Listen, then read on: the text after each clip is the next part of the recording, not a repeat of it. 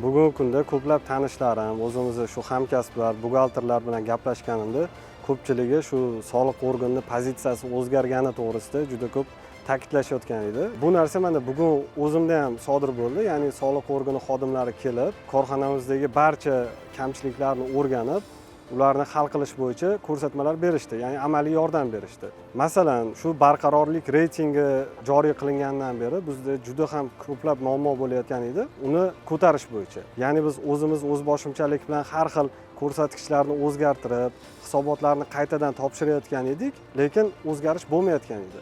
Shuni hozir soliq organi xodimi kelib, bizga aniq tushuntirishlar berib, shu reytingimizni ko'tarishga amaliy yordam berdi. Bundan tashqari, bizda o'sha juda ham ko'plab xodimlarimiz, yosh xodimlar, 25 yoshgacha bo'lgan. Ularga daromad solig'i va ijtimoiy soliq bo'yicha imtiyozlar bor ekan. Buni biz xabarimiz bo'lmagan edi. Endi biz shu imtiyozdan foydalanib, imtiyozdan kelgan o'sha pul mablag'larini korxonamizni yanada rivojlantirish, infrastrukturamizni rivojlantirishga sarflaymiz.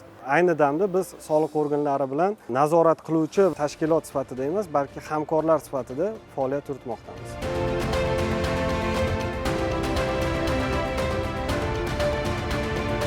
Uchtepa tuman soliqdan xodimlar kelib, bizga yangiliklar bo'yicha, soliqdagi har xil imtiyozlar bo'yicha tushuncha berdilar. Ko'pisi yoshlardan iborat ishchilarimiz, shularni daromad solig'idan imtiyozlari bor ekan, shularga tushuncha berib, hisobotlarni qaytib topshirib, ortiqcha o'sha to'langan pullarni qaytarib olish mumkin ekan. Ulardan meni xabarim yo'q edi. Hujjatlarni rasmiylashtirib, hisobotlarni topshirib, shu yerda o'zida muammomizni joyida hal qilib berdilar. Tekshirishlar nimalar yo'q. Hamma vaqt kim kelsa ham soliqdanmi, boshqa idoralardan keladimi, kim bo'lsa ham nima muammongiz bor?